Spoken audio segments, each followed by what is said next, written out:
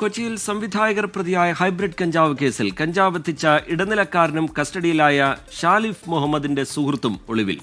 ഇരുവരുടെയും mobile phone switch off ചെയ്ത നിലയിലാണ്. വിഷ്ണു സുരേഷ് ചേരുന്നുണ്ട് വിവരങ്ങളുമായി കൊച്ചിയിൽ നിന്ന്. വിഷ്ണു, കുറച്ചധികം നാളുകളായി ഈ ഫ്ളാറ്റും ഇവരുമൊക്കെ എക്സൈസിന്റെ നിരീക്ഷണത്തിലായിരുന്നു എന്ന് പറയപ്പെടുന്നു. എന്താണ് തുടർ നീക്കങ്ങൾ എന്നുള്ള നിലയിൽ എക്സൈസ് ആലോചിക്കുന്നത്? കൂടുതൽ പേരുടെ പങ്ക്, അത് സംബന്ധിച്ച് ഈ ഘട്ടത്തിൽ ലഭ്യമാകുന്ന വിവരങ്ങൾ എങ്ങനെ? അവർക്കായി വലവിരിക്കുന്നത് എങ്ങനെ, വിഷ്ണു? അടുത്ത ഘട്ടം ഈ ഫ്ളാറ്റിന്റെ ഉടമയായ സമീർ താഹിർ ചോദ്യം ചെയ്യുക എന്നുള്ളതാണ്. സമീർ താഹിറിന് ഏതെങ്കിലും ഘട്ടത്തിൽ ഇവരുടെ ലഹരി ഉപയോഗവുമായി പരിചയമുണ്ട് അല്ലെങ്കിൽ അറിയുമെങ്കിൽ അയാളെ കൂടി പ്രതി ചേർക്കും. സാധാരണഗതിയിൽ NDPS ആക്ട് പ്രകാരം ഈ ലഹരി ഉപയോഗിക്കാൻ സ്ഥലം കൊടുക്കുന്നതും കുറ്റകരമാണ്.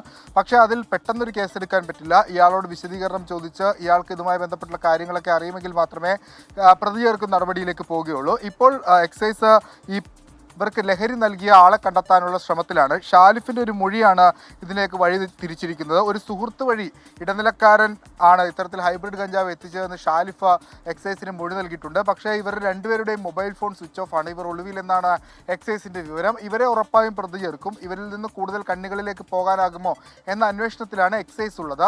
കഴിഞ്ഞ കുറച്ച് മാസങ്ങളായി ഈ ഫ്ളാറ്റ് എക്സൈസിന്റെ നിരീക്ഷണത്തിലാണ്. 2 മാസം മുമ്പ് ഒരു പരിശോധന അവിടെ നടത്തിയെങ്കിലും പക്ഷേ ഒന്നും കിട്ടിയിരുന്നില്ല. അന്ന് ഈ അഷ്റഫ് ഹംസ അടക്കമുള്ള ആളുകൾ അവിടെ ഉണ്ടായിരുന്നു എന്നാണ് എക്സൈസ് ഉദ്യോഗസ്ഥർ പറയുന്നത്. അന്ന് അവരോട് കൃത്യമായി പറഞ്ഞിരുന്നു ഇത്തരത്തിലുള്ള വസ്തുക്കളൊന്നും ഉപയോഗിക്കരുത്. പക്ഷേ ഇന്നലെ രാത്രി എക്സൈസ്, ഇന്നലെ ശനിയാഴ്ചയായിരുന്നു, സ്പെഷ്യൽ ഡ്രൈവ് ഒക്കെ നടക്കുന്ന ദിവസമാണ്.